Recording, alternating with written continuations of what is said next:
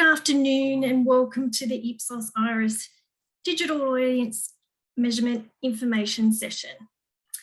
I'm Natalie Stanbury, the Research Director of the IAB, and I'm here this afternoon with a team from Ipsos to provide the first of many information sessions in the lead up to the launch of the Ipsos Iris Digital Content Measurement System.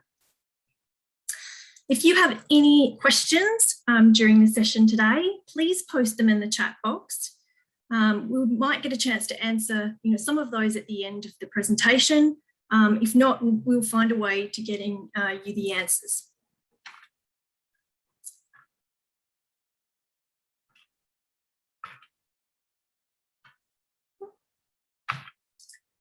So after a 6-month tender process earlier this year, the IAB appointed Ipsos as the industry's exclusive and preferred supplier for the measurement of digital content audiences from 2022.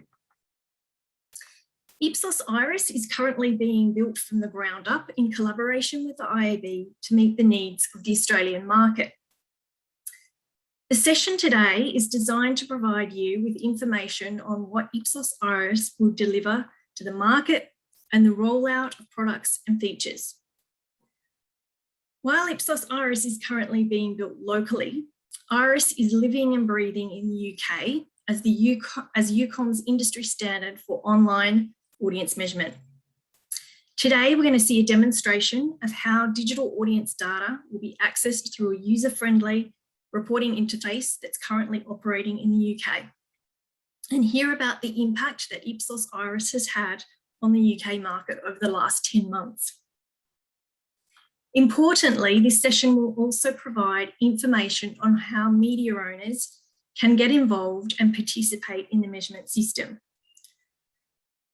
including the key requirements for site and app tagging. Before I introduce you to the Ipsos team to talk about Iris, I wanted to just give you some background on the specifications for IAB endorsement. The appointment of Ipsos as the preferred supplier is the culmination of extensive work by the IAB and its Measurement Council. We commenced earlier this year with a strategic review of industry requirements, which formed the basis for the standards and specifications of a tender that was issued in May. This invited measurement vendors to submit their services for evaluation.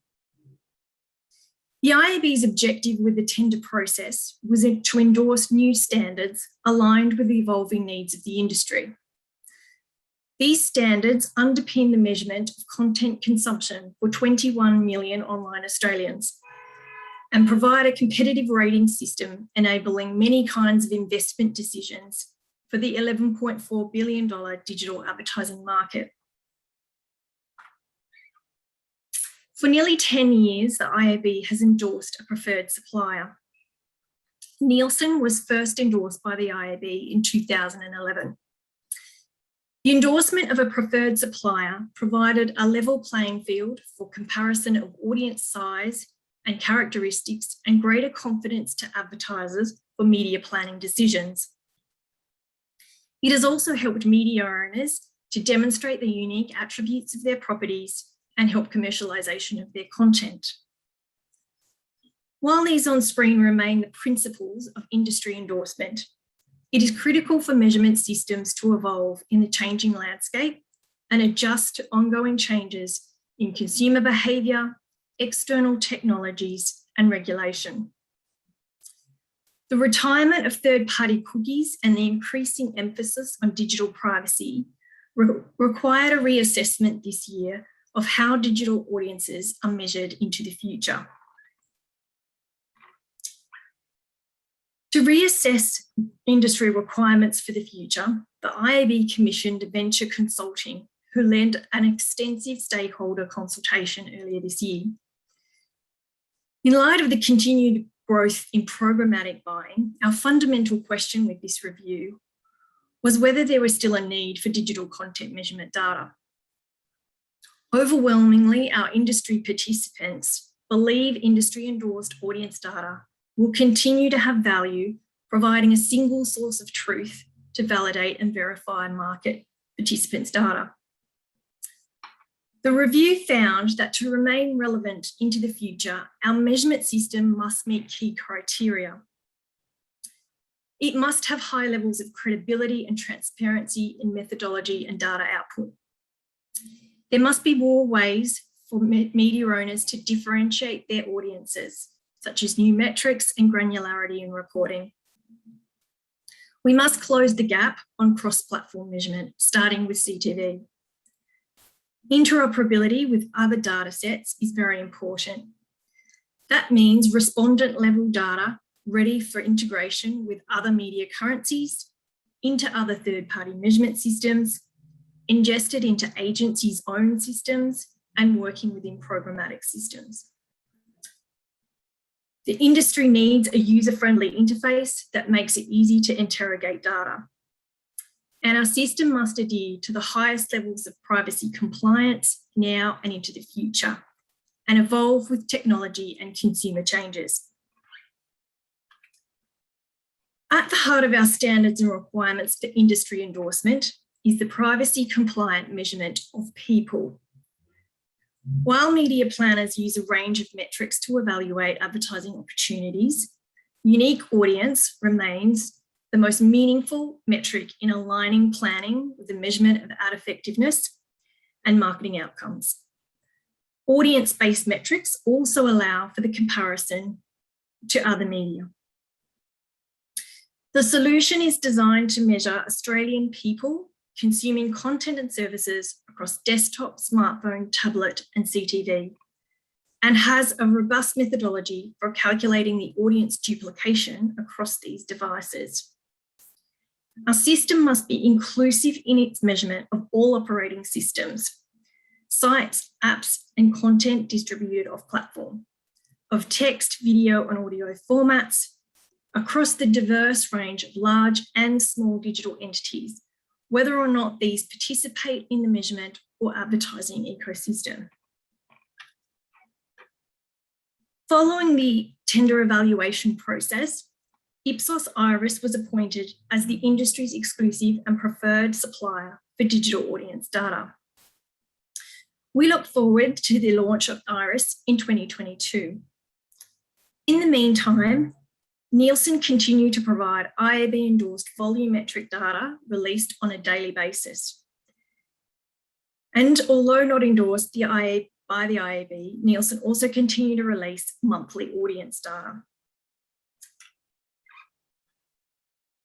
Welcome and congratulations to Ipsos on their appointment. I'm going to hand over to those leading the project at Ipsos to outline for you what Iris will deliver to the market, the rollout of products and features, and the involvement of media owners in tagging content for more accurate and granular data. Welcome to Simon, Heather, Monica, and Roy.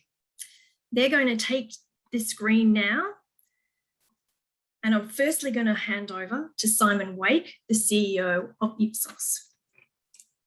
Well, it's great to be with you all this afternoon, and we're obviously hugely excited and feel very privileged to have the responsibility to build a new audience measurement system for the digital advertising industry and content sector.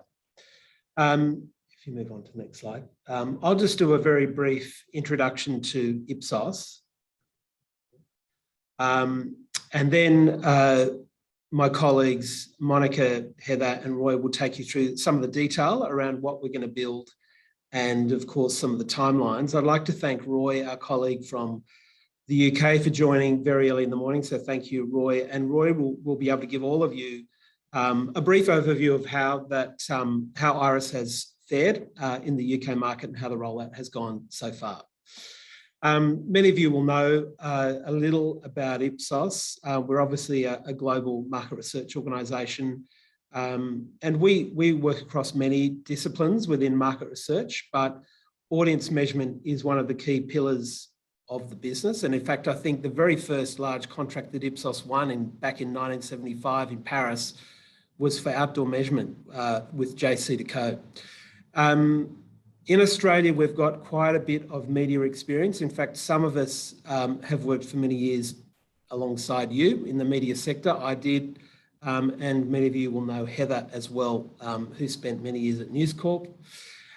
So we have media running through our veins, and Monica, who's on the team, of course, has been heavily involved in the development and build and launch of Emma, for which we provided readership metrics for the newspaper publishing industry for almost 10 years. So yeah, audience measurement is a key component of our business. And in Australia, we launched Emma in 2012, which was retired earlier this year. And currently we're building the measurement system in conjunction with the Outdoor Media Association of Australia. We're building Move 2.0. And would you believe it's possibly even more complex than digital measurement itself? And that's a big project to measure audiences for every single outdoor sign in Australia, indoors and outdoors. So we love media. It's something that we're very passionate about. And, we're really keen to develop a system that really delivers for the industry here in Australia. So I'll now hand over to Heather, who will take you through what we're intending to build over the coming months. Thanks, Heather.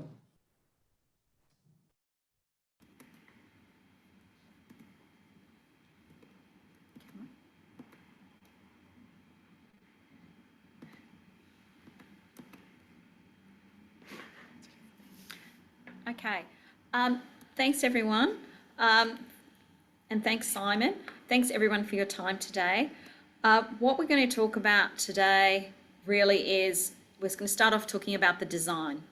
And really the design for Australia is based on what Ipsos Mori have launched in the UK at the beginning of the year, but it will also meet specific requirements for Australia.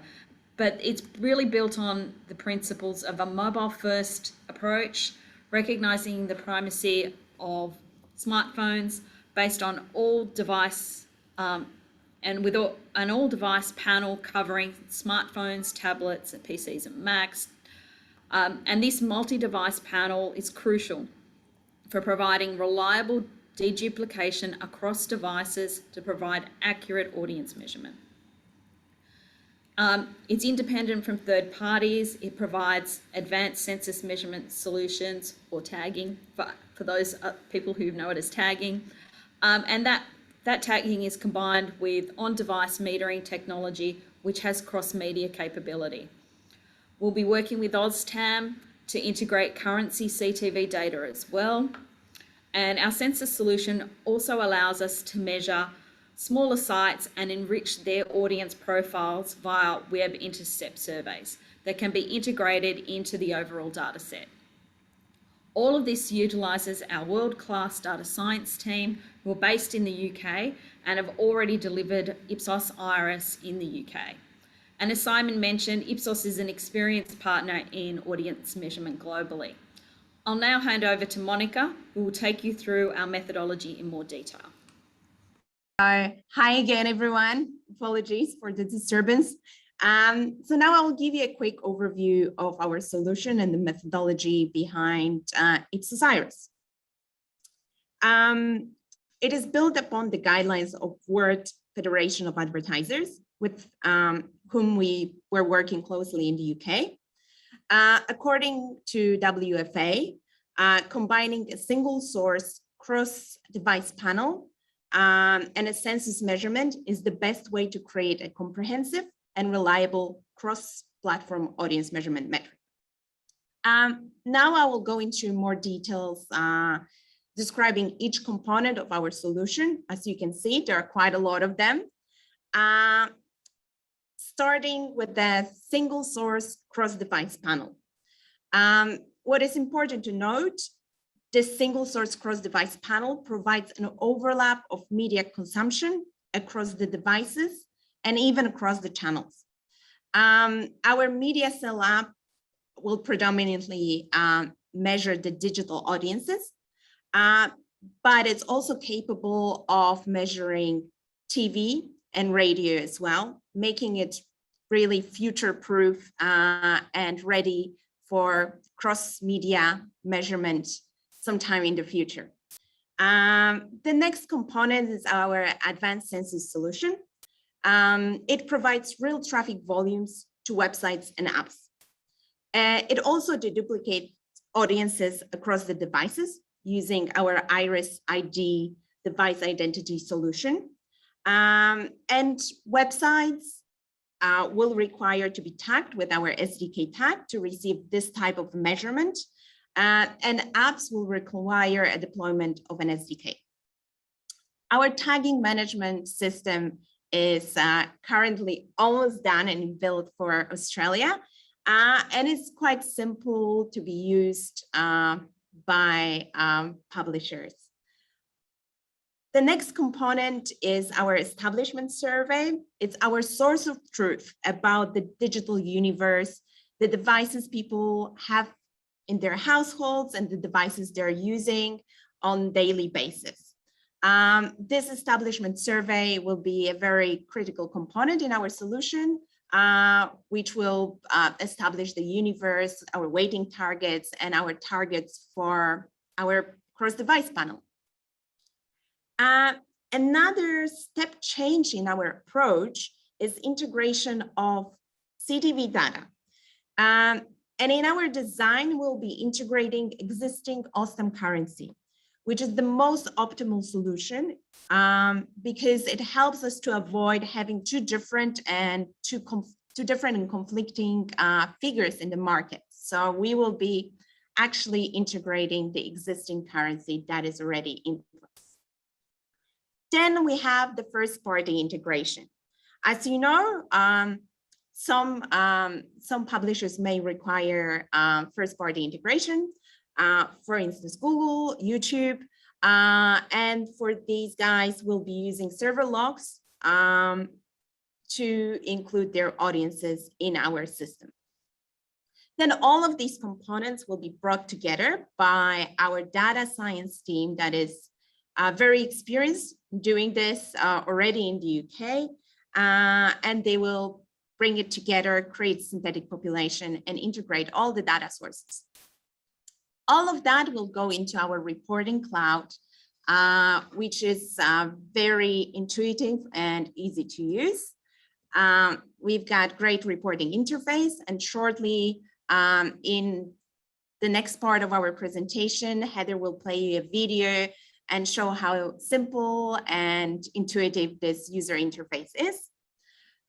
Besides, this data will be available also by an API and can be integrated with proprietary reporting solutions platforms, as well as can be served in programmatic environments. And finally, our marketing team has developed critical path to successful transition to the new currency to ensure that all of the stakeholders understand the new methodology and can quickly adapt to a new metric. And we have done that before with Emma. We're doing that also with Move. So we are experienced in bringing new currencies in Australia to the market. Okay, establishment survey. So just to tell you a little bit about this component, as I said before, it's quite important component because it's kind of source of truth about the digital universe in Australia. Because it is an important component, it will be a CADI survey, and it will also include questions from the OSTEM survey to enable this integration of CTV data I was talking about before. It will deliver vital data for panel control, so checking our quotas, and it will provide the weighting targets for our data. It will collect various information, demographics information, device usage and device ownership, type of devices people have, and their operating systems, usage frequency of those devices, and also sharing, for instance, with children, as well as other internet activities people will perform and other media usage that may in the future enable us integrating and fusing other currencies. Then we have our user-centric panel, which is a very important component because this will allow us to create audience data as opposed to traffic data. And will enhance your data with various demographic information. So in our scope, we're planning on building a single source cross-device panel of 4,000 individuals. That would translate to approximately 8,000 devices or more in our panel. We are recognizing that these days, smartphones are the main device people use to access the internet. That's why it's a smartphone first approach. But our panelists will be asked to install our technology across all of the devices they're using, which will give us this holistic view of internet usage in Australia across smartphones, PCs, laptops, and tablets. In our recruitment, it's a mixed recruitment methodology. We will be using online panel sources as well as offline recruitment, and we'll be using our CADI team to recruit some of our panelists. The questionnaire is quite simple. It only takes 5 minutes, just to ensure that our respondents join. And after they join the panel and after they install the tech we ask them to install, they will also complete a follow-up questionnaire that will enhance our data with more information about it. We will have active panel management and incentive management system, and our panelists can earn up to $380 per year by being in our panel, and these sort of incentives are quite great for our panelists. We will be using Reality Mind technology, and Reality Mind technology is the best technology of passive measurement we know of. It's industry-leading solution. Recruited panelists will have to install technology called MediaCell Plus, which is essentially Ipsos's technology, MediaCell, together combined with Reality Mind app, integrated into a single app. Why are we using MediaCell Plus? Because as I've mentioned before, this will enable us to potentially do cross-media measurement in the future and capture also TV and radio that can be used for fusion with other currencies or as a standalone metric. So we are future ready. Also forgot to mention, Reality Mind is also capable of capturing data from iOS 15 that was just launched recently. So probably some of you might be worrying about it or thinking about it. That's included. Then we've got our census measurement, and as I've mentioned before, this will require deployment of a JavaScript tag onto the websites and an SDK within the apps. And what is important from the census measurement, it's not only about traffic volumes, but it's also about active time spent. By active, we mean actually when people are engaging with the website actively, and we will be able to measure that through our tagging system. So tagging is really a critical step, and we will be strongly encouraging everyone to tag because we want to have the system that is comparable across all the parties. And we've got our Iris ID device identification solution, which I will talk a little bit more on the next slide. So our Iris device identity solution doesn't solely rely on cookies, because we know that cookies will eventually, third-party cookies will eventually retire. And it's based on various data points we are collecting. So it's a hybrid method that enables us to identify and deduplicate the devices. But we obviously know that this type of identity solution is changing constantly, market is evolving.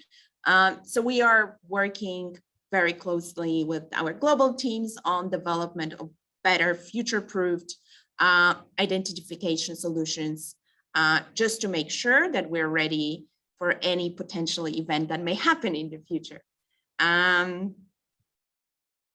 All right, now I'll pass back on to Heather. Hopefully no issues this time. And Heather will tell you a little bit more on what we will deliver and when. Thanks so much, Monica. Oh, I'm here, so that's good. Thank you. So thanks, Monica. What we'll really talk about to start off with is kind of what you as a publisher or media agency would actually have access to. So what does a subscription actually mean? What comes in the base subscription? So it's daily, weekly, and monthly traffic data for those publishers who tag. And for agencies, you get that data as part of the package for all publishers who are producing it. And then for everyone, there's weekly and monthly audience data. And if you're not tagged, then that would just be based on panel data. So we're covering both tagged and untagged audience data. We're covering text, video, and audio content with off-platform coverage of Google, AMP, and Facebook Instant Articles for those who tag. So if you don't tag, it's very hard for us to actually measure that. And then we'll be looking for additional off-platform data partnerships, which we're doing around the globe. And so an example of that is the YouTube integration with Google that Monica already mentioned. We've got a customized interface, which we'll show you in a minute, and which is really easy to use. It has all the reporting functionality you'd expect and a lot more. And it includes the ability to profile audiences in more detail, going beyond gender and age to location, social grade, known grocery buyer status, ethnicity, content-based interest segmentation. So a really quite rich data set in terms of profiling audiences. And we'll also be working with the IAB to develop an engagement index as well. That's an additional metric for understanding audiences. And naturally, we'll be providing tagging implementation support as well as training and general client services. That's kind of the whole part of the base subscription. And then there's product enhancements. So some of these things are additional or depending on market demand. So, you know, if there's market interest, we have other enhancements we can bring to subscribers, such as daily audience data, the CTV audience data, which everyone's very interested in. It's just an add-on to the subscription.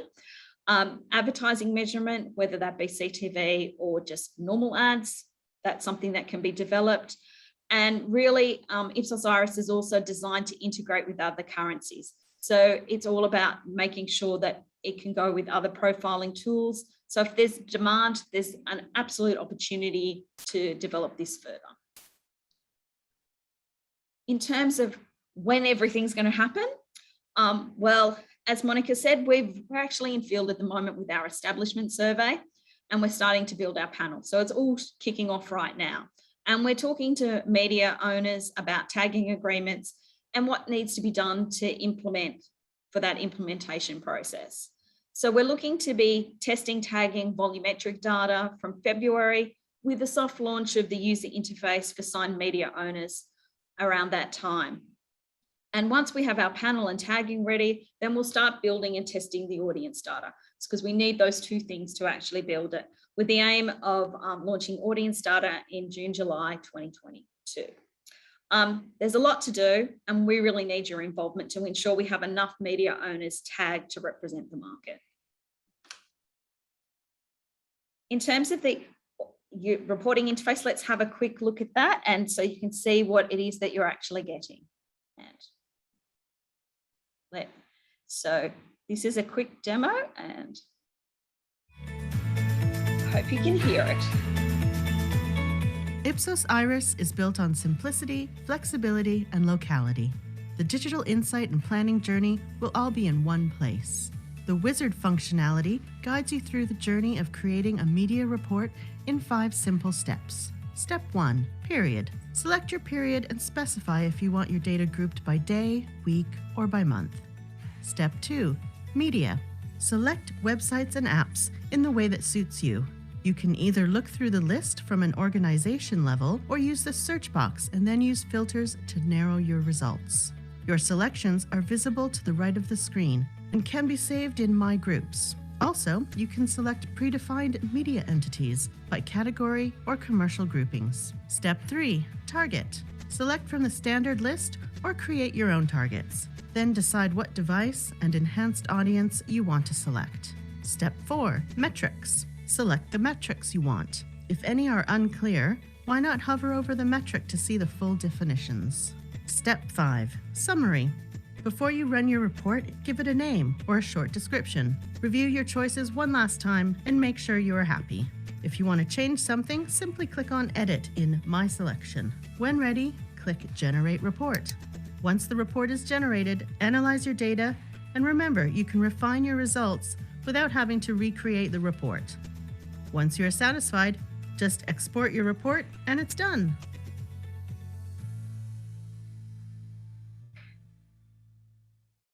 So it is really easy to use. I can attest to that. What just happened?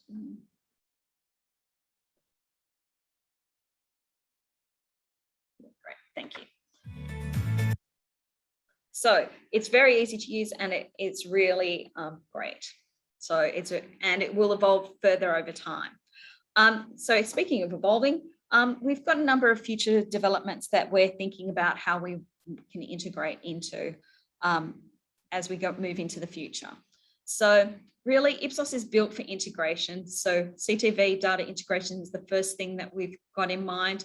Single source integration, if that is of interest to the market, is we've designed, this whole thing is designed to integrate, and programmatic integration. So they're kind of the first things off in terms of integration. And then other things that potential new developments that we can do, which were outside the initial scope of the IAB tender request, but are there as options is things such as campaign ad development, the cross media, and podcast measurement as well. So looking at different additional parts of measurement that could also be included. And now I'm going to hand over to Roy, who's been very patiently listening to us present all of this. Roy is the Senior Client Director at Ipsos Mori. He's been working on Ipsos Iris in the UK, and he can tell you a lot more about what you can expect. Thank you.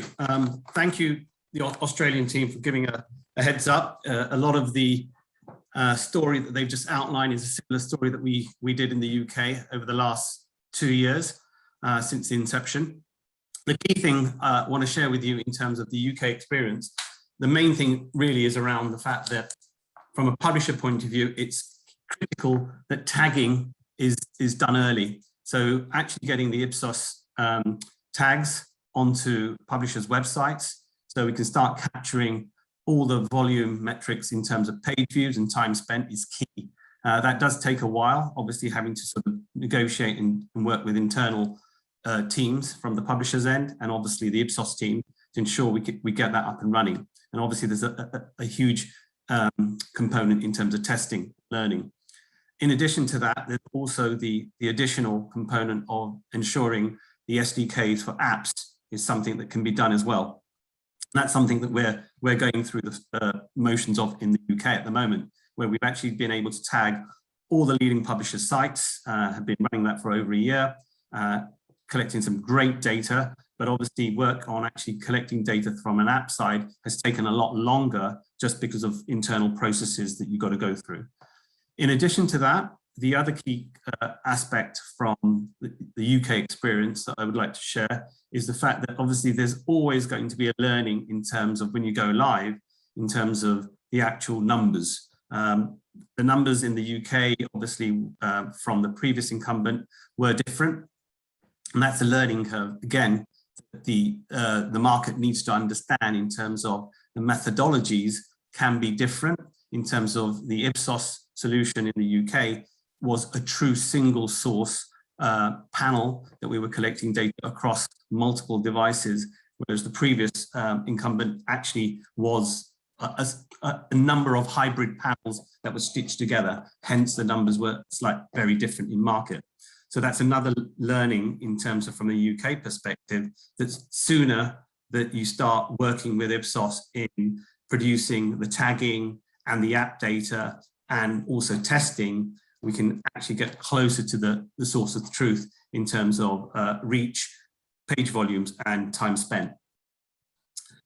The great thing is, though, in terms of the experience, is from market reception in terms of agencies and publishers has been very, very positive, especially because the single source solution has allowed us to actually provide a much more granular set of data for the marketplace. So that means that we're able to actually do a lot more detailed sort of filtering and sort of analysis based upon not just standard metrics around reach, frequency, and time spent, but also detailed demographics, enhanced audiences, demographics, and lifestyle statements. So you can actually plan outside the normal view of looking at just a reach number via a demographic, but also actually drill down and look at components in a different way. The other key learning from a UK perspective is in terms of the use of the data. We're actually found that providing a new solution to the market has actually allowed us to actually start providing the data across multiple teams within publishers' environments. So it's not just the research insight team that are using the data from a competitive perspective, but they're also using it from a commercial strategic perspective. And obviously the sales teams at publishers' houses are using it as a proxy to go out to the market and sort of obviously talk about their content in a much more meaningful way, because they're able to provide really granular data across how consumers in the UK are actually navigating their sites across different platforms and devices, but also the inclusion of their partnerships with third parties, notably the likes of FBIA, so Facebook Instant Articles, and Google AMP data as well. So that's also been a great addition to the data set from a UK market perspective. The final piece I would also add is in terms of the other, from an agency perspective, agency planners have found the UI very, very intuitive. I think the video there gave you a very, I would say, probably a 1% view of what you can do with the data when you're using the portal. The actual UI that we have, which has been in operation, is now being used in the UK. We've got literally hundreds of users that are using it from market understanding and trends from an agency perspective, but actually from a core planning perspective to really sort of get detailed insights in how and best to execute a sort of UK digital media plan in terms of sort of saying, well, okay, it's not all about the reach, but it's all about actually ensuring that we're actually being able to actually target for our clients, be it the brands and advertisers, in the right way at the right time, and ensuring that we can actually invest that money across different sites, but also at different time of day, and also through different devices. So, you know, should you be sort of targeting the Gen Zs or the grey pound? Are they using, you know, the mobile in the morning or their desktop in the evening? And then are we actually able to target those consumers at the right point in time through the data that you have within Ipsos Iris? In terms of just a final note in terms of Ipsos Iris, as I said, I mentioned about tagging, talked about the importance of understanding the methodology and also test and learn, and the fact that the UI will actually provide a lot more granular data. The other key thing from a UK perspective, because we are not doing the CTV part, but it's the same technology. And so we're also future-proofing in terms of the market in the UK. So again, we're using the same technology in the same app, MediaCell Plus, allowing us to actually capture not just content, but also audio. So as time goes by, we are also looking to actually increase the amount of data and the type of media that we start collecting within the UK market, as and when the proxy allows us from the industry.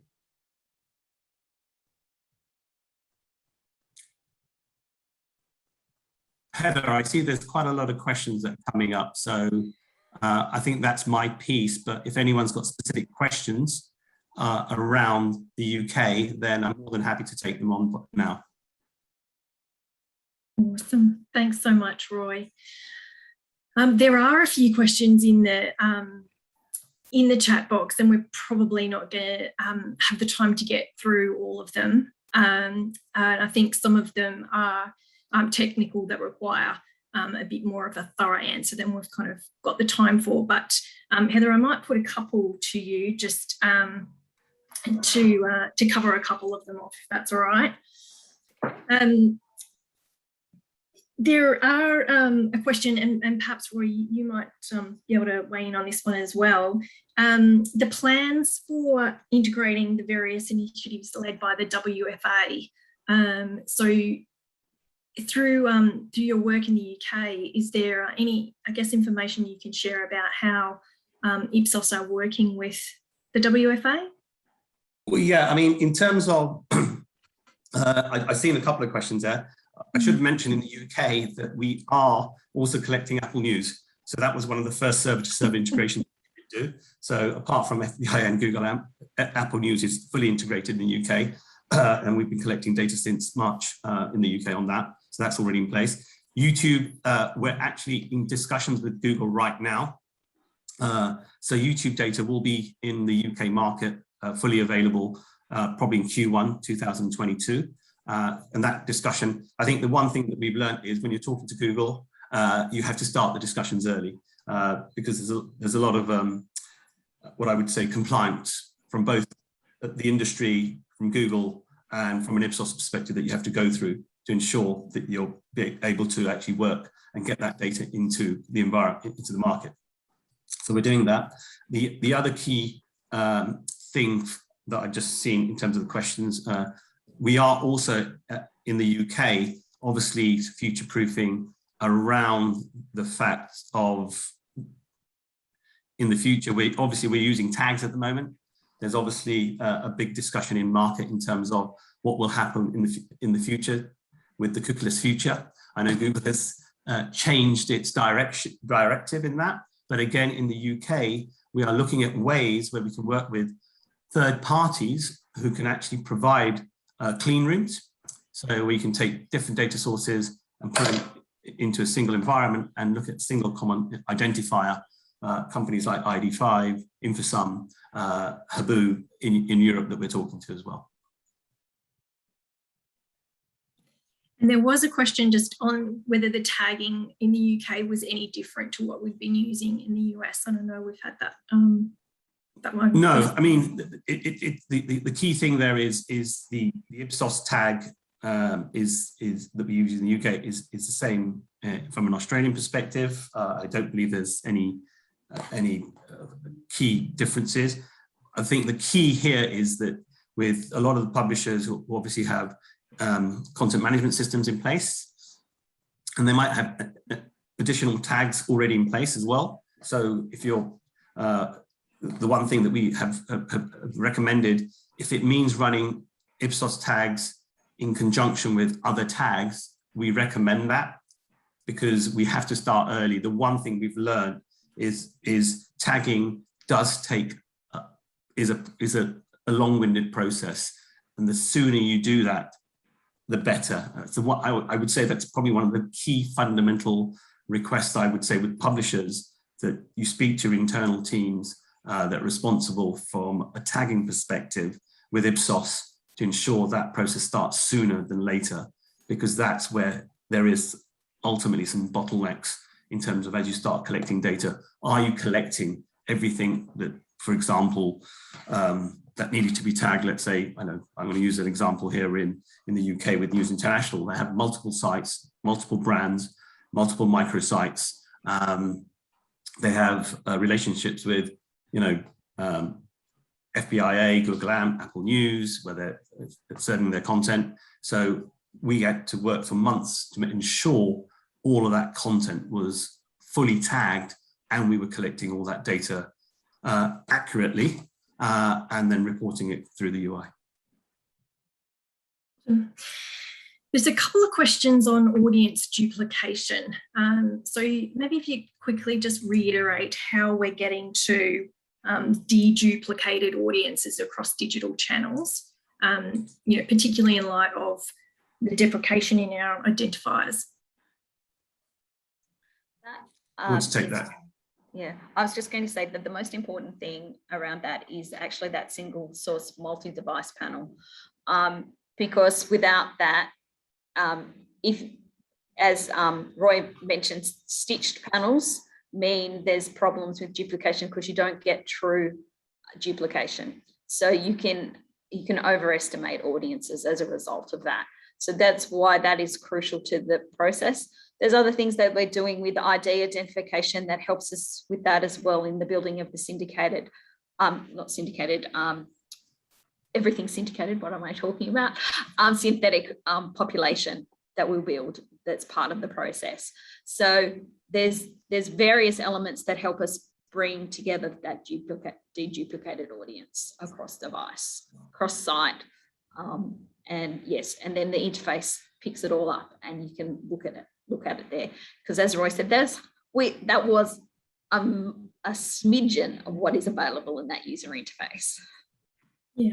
Yeah, just to add on Heather's point there, the single source panel, obviously one person, multiple devices, so we know which person has used which device at what time of day and looked at what content. So if they've actually used their mobile phone, laptop and tablet to go to the News International, let's say I'm going to use an example, News International site, it's a single person, but it's three different page views potentially across 3 different devices, but it's from a reach perspective, it's still the same person, and that's the key.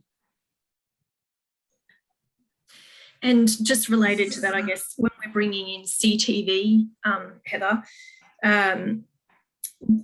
are we understanding the unduplicated, total audience of, TV and the other digital channels there as well? So in part, there's some things that come from our panel and what we've asked our panelists and what information we're collecting about our panelists. There's also our establishment survey. So there's some sizing things that are in there that help us with that. And then there is modeling that will happen. But we have things that will actually make sure that we don't overstate audiences, and that we'll get that. It's going to take time, so it's not a 5-minute solution to get to that CTV. But we have someone who's an expert in that space. With many people on the call will know Ian Garland from Milton Data, who's very experienced in the OzTam BOZ world and their data, and will be helping us integrate it. Heather, can you also just briefly explain how we're measuring sites that are unable to tag or can't tag into the system? So if you cannot tag, then the panel will be the base level for your audience data. So your audience data will come from there. Unfortunately, there will not be any volumetric measures unless we are doing a server-to-server integration as something like YouTube would deliver. If we're not doing a server-to-server integration, then it will be reliant on the panel. And there are limitations to the panel in terms of number of respondents and how deep that data can go. And there are absolute benefits to tagging. That's why tagging is quite important. If you're a really, really big player, if you are Google, there will be plenty of sample for Google, but there's not plenty of sample to go down to channel levels on YouTube. No matter how big our database is and how big our panel is, we just can't go to that level without that integration data. And the important thing about that integrated data for the UK is that it will give additional audience to publishers as well who use that channel to distribute their content. So it's not just about YouTube having their data, it's also is a benefit to publishers who use that channel, just like the Facebook instant articles and Google AMP information is to giving that extra audience to those publishers.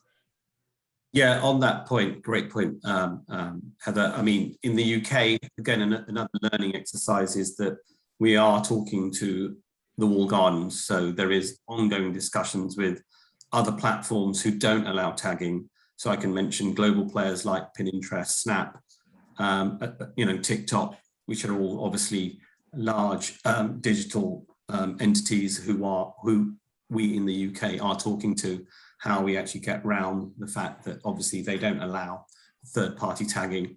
So we have to have a direct relationship with them in terms of getting data from them, which we can then fuse into the Ipsos Iris product. Thank you. Maybe a little bit of a technical one, but do we have mechanisms to track on platforms that are JS, Android or iOS, like Roku, Foxtel, Alexa? That would be a question that is a bit too technical for me to answer, I must say.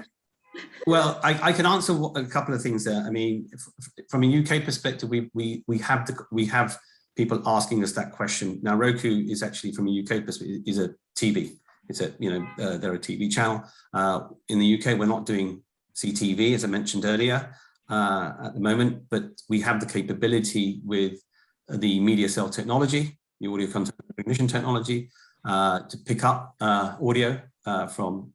So that is a possibility. Yes, technically it's feasible. And this is with my UK hat on, looking to the Australian market. Yes, technically, I think it's feasible, but obviously it's a wider question I'm sure Heather and the team can look into.